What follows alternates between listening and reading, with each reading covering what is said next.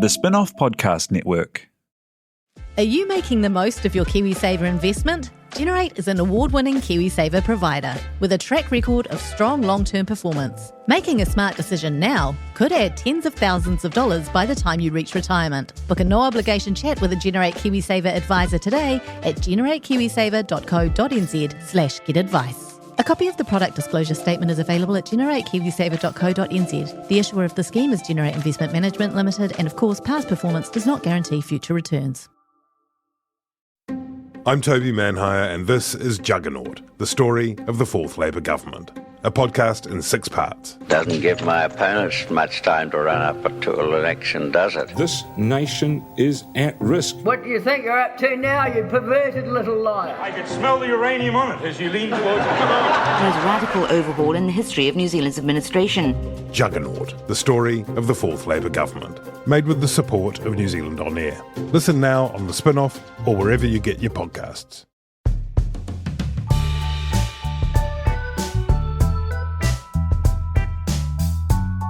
Tēnā koutou katoa, this is Gone by Lunchtime. My name is Toby Manhire. There's Ben Thomas right there. Kia ora, Ben. Kia ora. Kia ora, Annabelle. Mather, how are you? Kia ora, I'm very well, thank you. Te Ahi Butler is here with controlling things. Tēnā Smooth sound. There he Tēnā is. koutou. Are you well? I'm very well, thank you. Auntie? Tēnā pai. Some admin first. There's one other person that we forgot to give a shout out to and praise lavishly for their contribution to the What's Eating Aotearoa crowdfunding thingamajiggamajingjang the other day, which is a whole series of work that is appearing on the spot. It's already begun. Check it out. So Faye Rodriguez Marquez, thank you very much for your contribution. You are fantastic. Que bueno. One other thing, the good news is that we're racking up the listeners. It's all going very well. We're in our 9th year of podcasting now. And all that's missing is a sponsor. We don't have a sponsor for this podcast, and we want to be able to keep the lights on. Yeah, we started the same. We started before Chapo Trap House, and I think the same time as Pod Save America, our peers, the 3 first political podcasts. Yes, Yeah. the inventors of political podcasting. Yeah, and I think Chapo are Patreon millionaires. Right. Pod Save America is now a gigantic podcast empire, Yes. sustained by sort of ready-to-eat meal kits and, mushroom coffee. And I had to hitchhike here. Well, So yes. if anyone out there is a right? millionaire property developer with a philanthropic history who is missing the presence of metaphorical sons and maybe one daughter in their life, they could get in touch. We are seriously looking for a sponsor. If you would like to sponsor us or suggest somebody or something, There's going to be a stampede now. Toby Of at people demanding to be thespinoff.co.nz. our Drop me a note. sponsors. Toby at thespinoff.co.nz. We'd love that. More admin. Ben, when you get knocked down, what do you do? I take a bit of time to consider my options, do a thorough review of how we got here and where we're going. Annabelle, when you get knocked down, get up again? No, firstly, I you- immediately feel outraged. And then probably crawl into bed and feel really sorry for myself for a while Interesting. until it passes. Interesting, very interesting. We'll return to that, to the whiskey drink, the vodka drink, the lager drink, and the cider drink later in the podcast. All potential sponsors. Or any anarcho-communist rock bands out there that want to support us, we're available. We're also going to talk, what else are we going to talk about? We're going to talk about other New Zealand first bits and bobs. Are we on Winston bits and Spotify? bobs. Yeah. I was thinking about sponsors. Did we get as much as Joe Rogan? Do we get as many listeners as Joe Rogan? No, did we get as much as a sign-on bonus as... Did I assume so. Okay. I can't think of a reason why. I feel why like we you're wouldn't. mismanaging the podcast. In what regard? Well, why aren't we getting the same sign-on fee What as, makes you think as we're not? Joe Rogan? Maybe you're just not seeing any of it. Oh, Maybe you're that being makes you're sense. exploited labour. The Greens, we'll talk about that. Fast track bills. But let's start off by talking about the budget is heaving into view in May. There'll be a pre-budget statement shortly. And there's much talk by think tanks, including Vernon Small and Thomas Coughlan and others, on just how big is the gap in that budget. A bunch of different things have happened in recent times to suggest that it isn't going to be easy to make it match. Those include not the same level of revenue from the offshore online gambling tax that had been hoped for, the revenue that was going to come from shifting the benefits by repegging them to inflation rather than wages. That's less than was expected. New Zealand First torpedoed the foreign buyer tax. There's warnings that the carbon auction They mean fee. may not be fee. That's today, I think, the carbon auction. Carbon emissions reduction fund. We're talking on the morning of Wednesday, March the 20th, I should say. And then, and then there's the tax cut for landlords, which was sort of pulled forward in the coalition agreement, then nudged backwards a bit differently, but still going to cost, I think, more than it was costed. It's a bit of a pickle, Ben. Winston Peters confirmed or appeared to confirm Vernon Small's Sunday Star Times mathematics of 5.6, was it? A $5.7 billion gap? It's like, don't worry, we've got our best minds on it. We've got a couple of newspaper columnists and the deputy prime minister in between extemporising sort of Palmerston North racial provocations. But then we had let's get them in a room until we can sort of figure this out. But then we've had this period of sort of, I don't know, 72 hours or whatever, and different forms of words that Nicola, Willis and Christopher Luxon have chosen, which sounds like equivocation.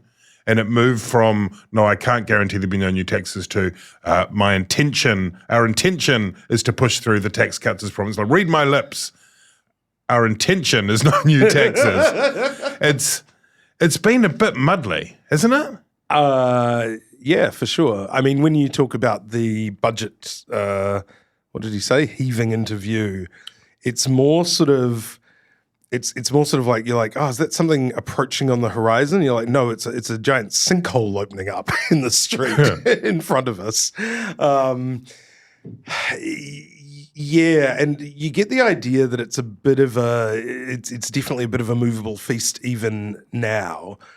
All of these little things kind of added together, even the fact that, the budget date was May the 30th, which is sort of the equivalent of, it's the last day possible, right? Yeah. It's sort of like, it's sort of like saying, oh, that report just about done. So what, I'll have it to you close of play Friday? Let's make it first thing Monday, since you won't look at it over the weekend,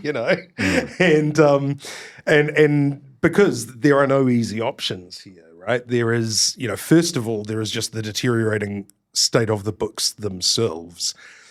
And Nicola Willis has been pretty assiduously, I think some people called it a soft launch, but it's a very hard launch of the idea that we won't be back in surplus in 2027, 2028 as planned, and instead it will be 28, 29. This sort of stems from National in opposition, but also Labour in government in its final year, both came through with these projections that were very much like right on the edge, sort of assuming the best possible case from the Treasury projections in terms of government revenue, economic growth, that kind of thing. Yeah. And making pretty heroic assumptions about the kinds of savings they could deliver and the sort of the minimum plausible costs of their promises and all of these sorts of things. And it only takes, sort of like one domino to fall, one little corner block to be removed, and suddenly the whole edifice, becomes untenable. And, to be clear, that would have been the case had Labour been re-elected as well. Both of them were really creating these very fine lattice sort of plausible on paper only, really, kind of budgets. And then, of course, there is the separate but related matter of the tax cuts, which had the big promise there being that they would be self-funding, which is to say that there would be either revenue gains, new revenue gains, Yes. or new cuts within the existing budget. There would not be That would borrowed match to up. service Yeah, so them. we wouldn't borrow to service the tax cuts. Now it's all a bit of a, it all comes from the same consolidated fund, It's a right? spreadsheet, It's as if your friend comes to you desperately and says, I'm going to be kicked out of my house. I'm totally out of money. Can I just borrow 2 weeks rent from you? And you go, yep, sure. And empty your own bank account to lend them the money.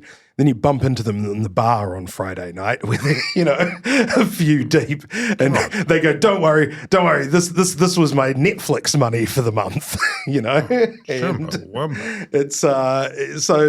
it's all a bit of a fiction that this tax cuts are self-funding or revenue, don't cost anything. Yeah. You don't have to borrow for them, because of course you do, because you're borrowing for everything.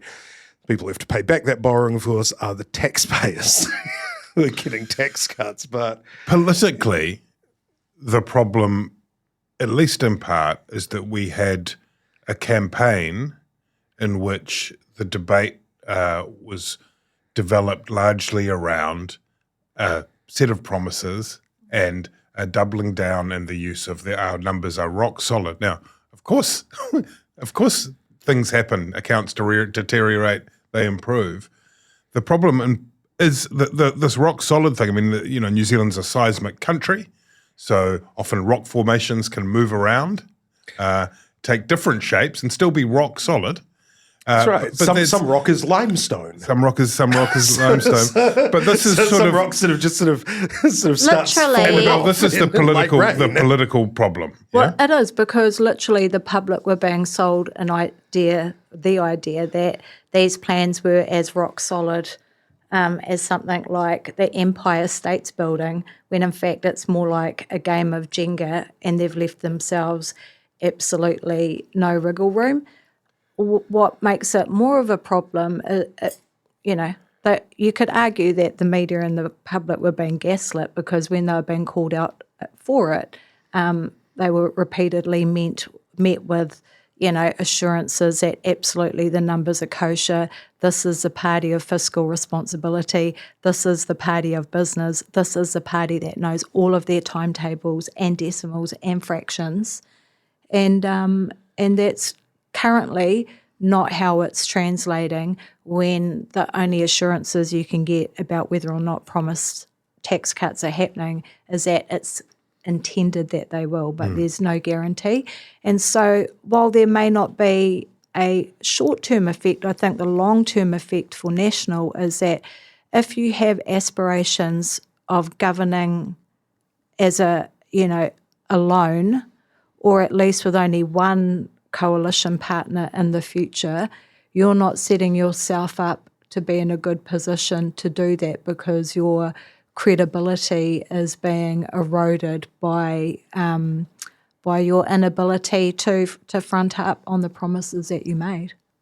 How do they fill this gap? I mean, wherever you put it, I've seen estimates ranging from 1 point something billion, 3 point something billion, 5.6. Something that they need to find something, whether it's applying a bigger haircut to the public sector cuts. That seems kind of unlikely. Those are underway. It seems unlikely. Do they pull out something?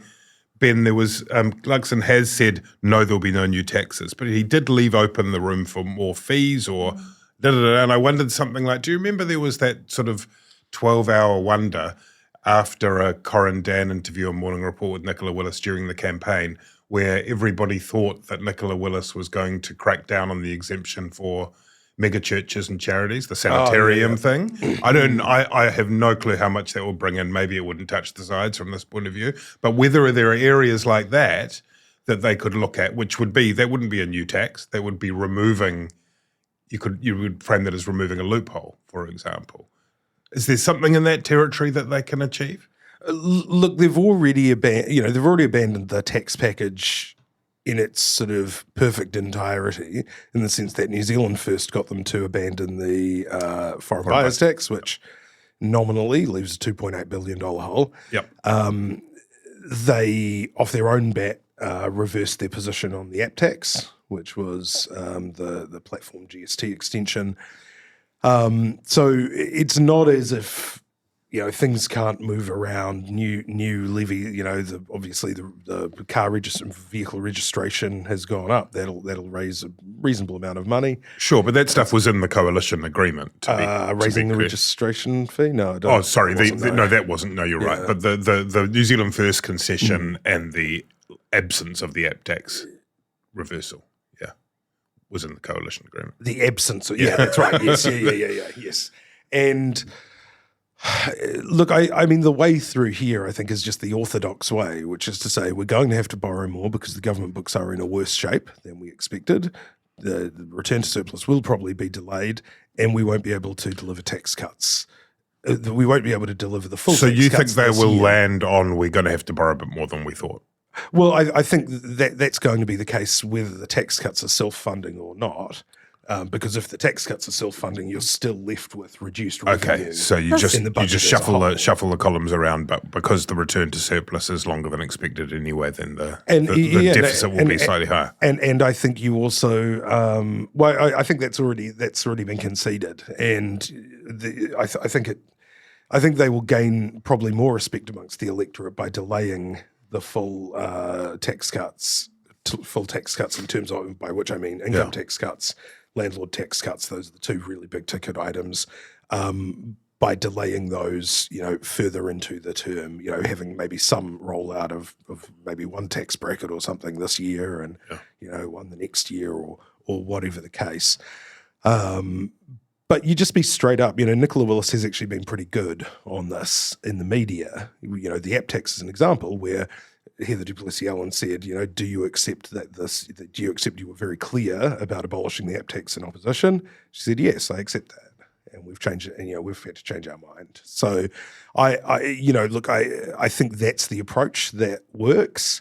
You can't just sort of brazen it out. I think during the campaign, where there was a terminus, a sort of drop dead date of the election, you could kind of, although it started getting pretty shaky, you could go, the numbers add up. We're definitely going to get $2.8 billion from foreign resident buyers, non-resident buyers, that kind of thing. And you could even see the shakiness, whether it was related to the tax stuff or the New Zealand First opening the door, in the 2 weeks between the 2 weeks when voting opened and election day, Nationals' share of the vote fell. And their early returns were much better than their election day result. And part of that was because they just kept being hammered on this. Now, if you've got one date that you're working towards, you can just keep trying to sort of breeze your way through it, block it, play a straight bat, just go, no, we are going to deliver. As the government has started realising, you can't do that when you're in government on some issues. The accommodation supplement, that accommodation allowance was one of them. You could see early on, Luxon was like, okay, I know how to do this. I just shut it down and say, look, I'm happy with my decision. That's what I'm entitled to. And in a week or 2 weeks or whatever, they'll stop asking the question. And then cooler heads prevailed, and people realised actually they're not going to stop. You're going to be exposed to the media 4 or 5 times a week, and they're going to keep hammering you on this and reminding the public about something that they don't like. And obviously with the budget, same thing. You can't just say, oh, it's coming. You've actually just got to be upfront and say we can't afford it right now. There's also, in some of the interviews that Nicola Willis has given, and to some extent Christopher Luxon, Annabelle, been a acknowledgement, it's almost a supplication of sorts, that no decisions can be finalised until they go through cabinet. And as we witnessed in the 2017 term, at your peril, do you make an announcement of anything, without getting sign-off from your coalition partner, Winston Peters, and as of now also David Seymour? And so it seemed almost a bit like Winston Peters' mentioning of that gap, his invocation of Vernon Small, was a little bit of a shot across the bows maybe, or just a little bit of, we're involved in this too. So it may be that that's a live conversation going on at the moment between the different coalition partners. There's also in the coalition agreement a note about they might incorporate some of ACT's tax policy or give due consideration to it, although that requires that no one is taxed more than they are now, which makes it difficult to square. But this is part of the puzzle, isn't it? Having to deal with coalition partners in this process. Yeah, and again, I think it's coalition partners are looking less like handbrakes and more like they've got them in a chokehold, and that makes it difficult for them, for the next election when they're wanting to point back to their track record of what they've been able to do, and a lot of it hasn't been able to be achieved because you've been walking on eggshells around ACT and New Zealand First. It means that you're probably not going to get the majority leadership that you would like, to not end up in the same handcuffs again the next time. Handcuffs, not handbrake. Nice. That's the headline. Kia ora, I'm Duncan Grieve, founder of The Spinoff. You can help us keep all of The Spinoff's award-winning journalism free for everybody by becoming a member today at thespinoff.co.nz/donate. Kia ora, I'm Alex Casey, senior writer at The Spinoff. We wouldn't exist without the ongoing support of our generous members. If you're able to, you can make a donation at thespinoff.co.nz/donate. Fast track bill that is going through the process at the moment. It's been a lot of fun. This is fast track, and to achieve fast track, it's the fastest track for getting back on track for Mojo New Zealand. Essentially, it concentrates a great deal of power in the hands of three ministers, the Ministers of Infrastructure, Regional Development and Transport, aka Chris Bishop, Shane Jones, and Simeon Brown. And there's a panel to which they can refer things, but essentially they're trying to take out of the tangled web of consenting and approvals processes to get stuff done. There's some ambiguity about what projects that might be. James Shaw, I think it was, who said that it had the air of a Muldoonism approach. Annabelle, he was referring to the think big days of the late 70s, when Muldoon, who was Prime Minister and Finance Minister, created special legislation in order to try and fast track all these big infrastructure projects in the wake of the different oil shocks and so on. Does it feel like that to you? I think from a Māori perspective, or a Māori perspective, that the government is going to be able to grant access to resources without the consent of Māori is deeply concerning. And, for many Māori that will look like a modern day form of raupatu. I think it also creates problem for iwi who don't have the same resource to be able to fight their way through the courts over different pieces of or different types of developments that might occur in their takiwa. I saw Bishop did an interview with Jack Tame, and he talked about it creating a more democratic process, because essentially if the public don't like what's happening, they can, vote out the politicians during, in the next election, which is kind of a real misrepresentation of what democracy is. Democracy is not just about voting for politicians. Democracy is about the three branches of government being able to do their jobs properly. So when you're able to kind of circumvent the court and those sorts of things, that's not enhanced democracy. When you're not able to go through the normal legislative processes or consenting processes, that's definitely not enhancing democracy. So I think there's definitely concern amongst Māori about that. Ben Thomas, a necessary circuit breaker or an unbridling of power?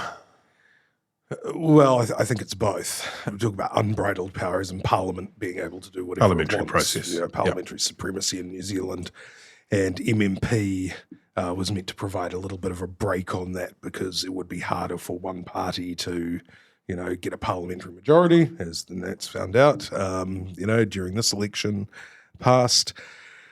But when all three of the coalition parties kind of sync up on this, like a strange lunar alignment, what they're attempting to do is sort of unbridle, the executive in particular from the power of the courts. So first of all, in terms of the red tape and the tangle of the Environment Court, which I think most people, including the last government with its very long coming and quickly abolished RMA reforms, I think everyone agrees that the Environment Court is a real drag on any kind of development. It adds huge cost and complexity. And the other thing I think is Shane Jones's concern that the courts have become very sort of activist and imputing values which don't have a sort of legislative basis. But that's literally the job of the court, though, is to create common law of the common people. Well, there's Jack Hodder presented a paper recently at it was 20th anniversary of the Supreme Court, where he argued that wasn't, its purpose was very much,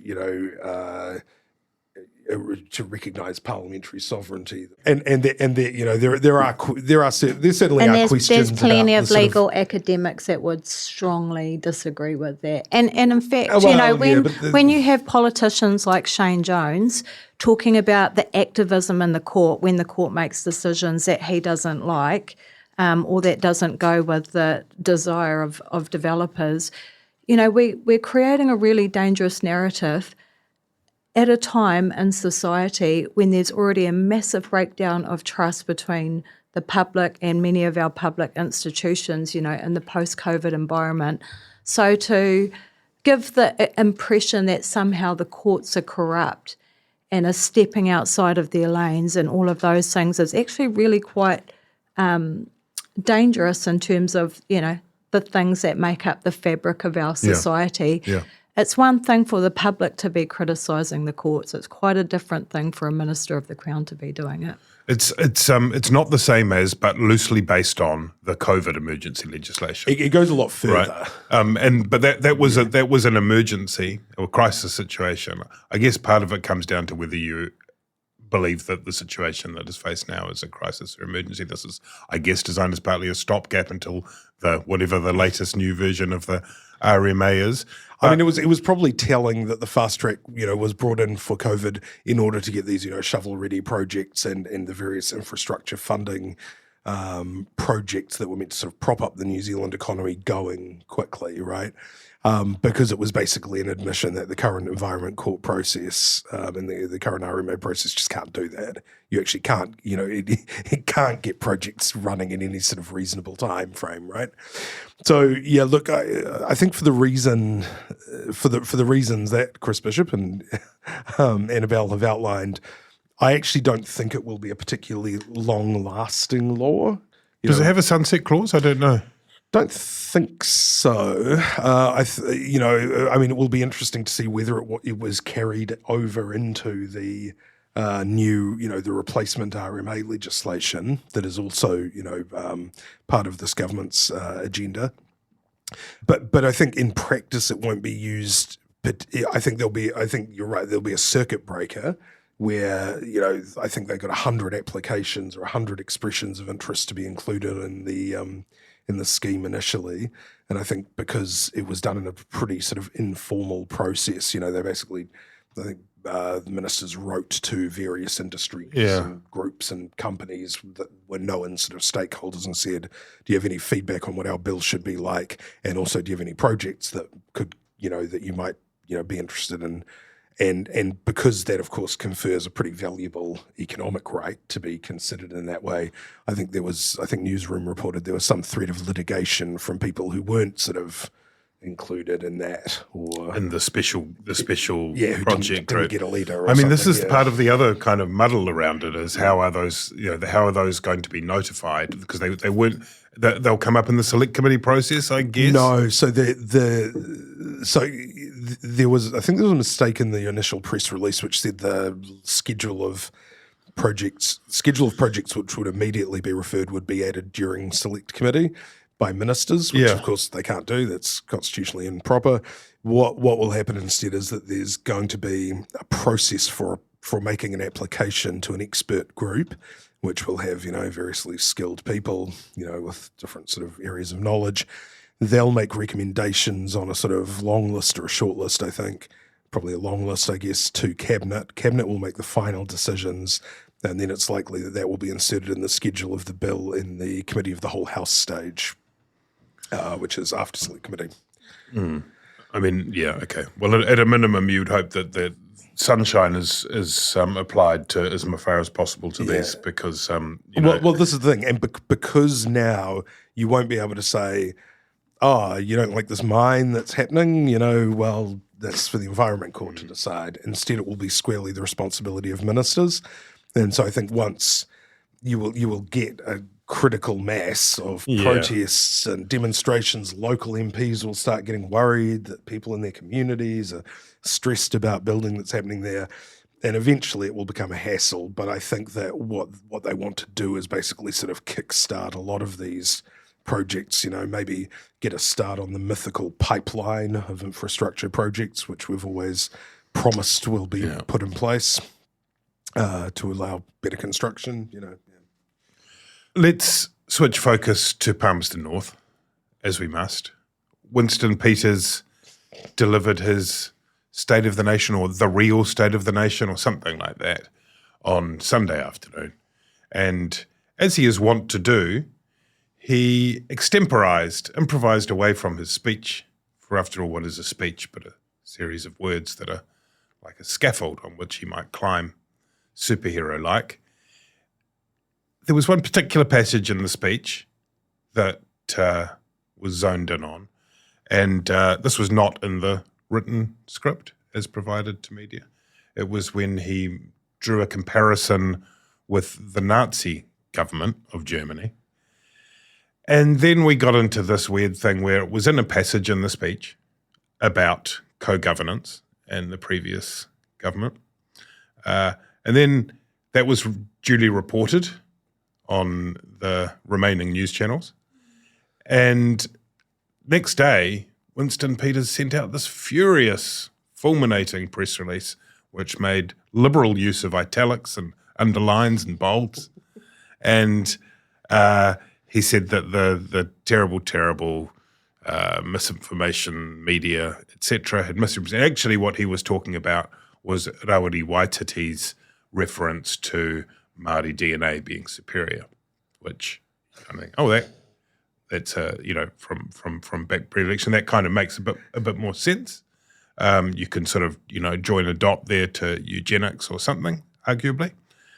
But then you go back and you go, well, hang on a minute, and you do go back and you watch the speech, and there's no reference to Rawiri Waititi in the speech, nor to the Māori Party. The thing is, we're always thinking about it. And in the stand-up afterwards, he was asked by the journalist. Yes. About it, and he's like, yes, absolutely it is. Yes, can I play that? Can I play that? Please Can I play do. that? So here in the media stand-up after the speech, Amelia Wade of the excellent News Hub political press gallery asked the following question of the leader of the New Zealand First Party in this capacity, but also let's remember the Foreign Minister of New Zealand and the Deputy Prime Minister of New Zealand, just because it was confusing. People get confused. There's ambiguities and everything. Let's clear this up. You compared Labour's approach to co-governance to Nazi Germany. Is that appropriate? Yes, it is. Why? Because that's what it's based on. So there we go. Just clearing up the doubt. There's Mr. Peters. That's true. Seems quite unequivocal.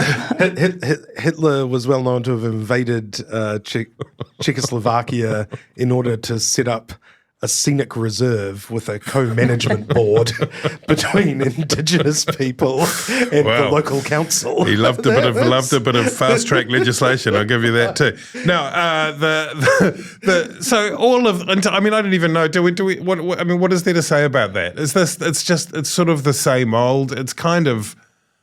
I mean, what is there to say?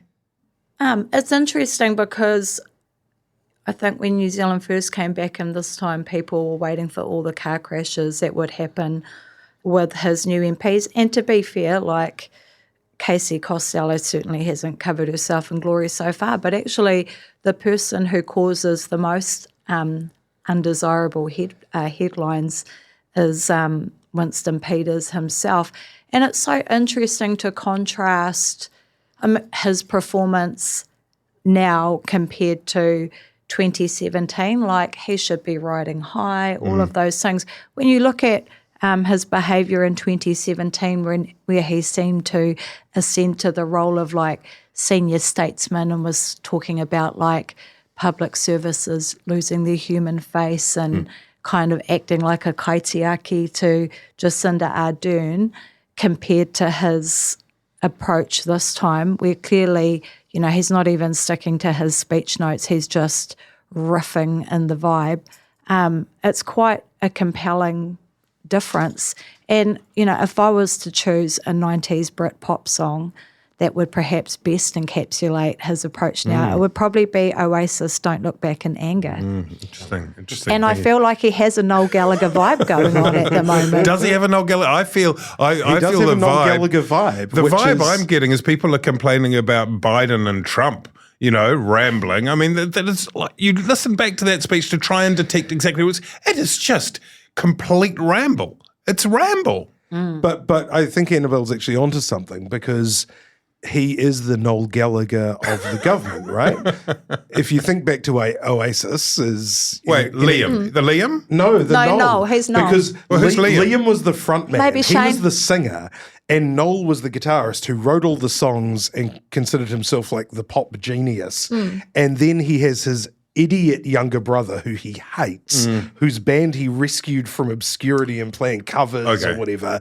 And Liam Gallagher's up the front, and Noel can't wait to headbutt him as soon as they get off stage. But which I Liam think is Gallagher very was the one similar who to this continually government. served the tabloid appetite for headlines by saying absolutely deranged things all the time. So Winston Peters imagines himself to be Noel, but maybe he's actually Liam. But yeah, it's.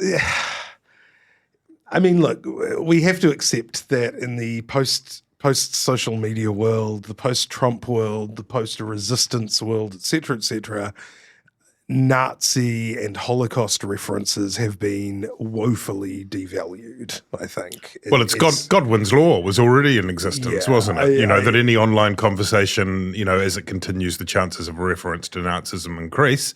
And what is Winston Peters if not an online conversation? That's right. If nothing, if not an early adopter. And you know, and it's unfortunate, but the discourse is coarsening. You know, we saw it in the spat between David Seymour and Joanna Kidman. You have academics and public figures and politicians all behaving in a very childish way. And Winston Peters, you know, Ka aroha hoki ki te iwi hurai, like, man, I just feel so aroha for like the uri of those Holocaust survivors. Like literally when you're talking about sharing power with Indigenous people as promised per the treaty that you signed, and you're comparing it to the murder of 6 million of your people, it must be infuriating. Oh, I mean, of course, it's ridiculous. To credit Christopher Luxon, who in the past, dealing with that difficult situation of having these coalition outriggers, has said simply, that's not the way I would have expressed it. You know, that's the sort of stock response. This time he did go further and say, and I don't think that kind of language is acceptable in our politics, and I will be speaking to him. That was quite prime ministerial, I thought. He also mentioned mentioned Labour calling Winston a drunk uncle, anti-party Māori, and I kind of thought they're actually not your party though. Like they're not in your government, and their levels of responsibility and behaviour aren't as high. It felt like a little bit. I feel like it would have been more mana enhancing for Luxon to have not mentioned them. But there's also the kind of reality of what you can, you know, you say everybody needs to tone it down a bit. Clearly he's speaking most directly about the example that has been in the headlines. You know, I thought kapai for that. What about Chumbawamba? Do we need to talk about Chumbawamba? Chumbawamba is this sad... It's the sad realization that a lot of us who sort of, you know, are on the centre right or whatever find ourselves, which is that you have to accept that none of the cultural figures, actors, artists, musicians that mean so much in your life would like you or your politics even one bit. And that's just something you have to come to peace with, you know. So I remember, you know, Chris Bishop, you know, probably the most devoted New Zealand music fan, certainly in Parliament, possibly in New Zealand. And I remember, actually, was this the best concert we were both at? The one where the post-lockdown one. They brought Chloe out. Oh, that's right. Because it was before the election. Yeah, and somebody tweeted, "Oh, the Beths just brought Chloe Swarbrick out to talk to the crowd." Yeah. And then Bish on Twitter was like, really? And it's like, man, I hate to break it to you, but like, I know. He's New Zealand's biggest She-Hard fan, and again, I'm sorry, but good on you for continuing to go to these things. Yeah, that's right. It's important to support the arts, and it's important to support local artists. It's important to support local music, and it can enrich our lives and give us great gifts, but they will never love us. There's a gap in the market. And Chumbawamba, well, you know. Annabelle, a centre-right anarcho-communist rock band. I'm into it. Yeah. But speaking of New Zealand music, I've got to go. My daughter's performing. Okay. We were going to talk quickly about the Greens. I don't know what there is to say about that, except the latest on that is Darlene Tana, a new MP, has been suspended in relation to accusations relating to her husband, which she hadn't declared. Is there anything that connects all the problems with the Greens? Do they need to be more transparent about that, Annabelle, before we run out? I think the Greens have been through a very rough period, and therefore you would think they might be quite match fit when it comes to crisis comms. In this case, it doesn't appear they are. What do you think, Ben? If this was the ACT Party, the National Party, we wouldn't be saying they haven't done their candidate vetting. Yet another example. Look, I'd say new broom, new start under new leader, co-leader Chloe Swarbrick. Yeah. Friend of the Beths. Friend of the Beths. For my part, I don't think I had ever heard the two words Darlene Tala together before last Thursday or whatever, and I don't think I'll ever hear them again about 4 weeks from now. So, look, it's a good time to be 25th on the Green Party list. Just like Bob Catter, I ain't going to spend any time on it. All right, we got to go. Annabelle's got places to be. Thank you for your company. We will be back soon.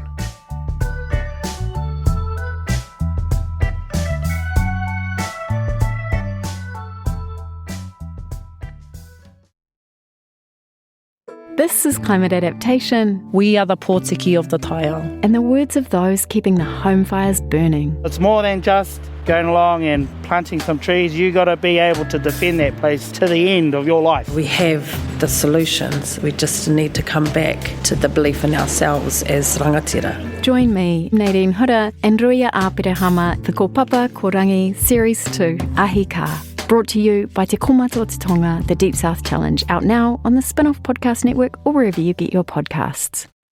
Kia ora e te iwi, Te Aihe Butler here, podcast manager at The Spin-Off. If you enjoy listening to our podcasts, consider supporting our mahi by signing up to become a Spin-Off member at thespinoff.co.nz/donate. The Spin-Off Podcast Network.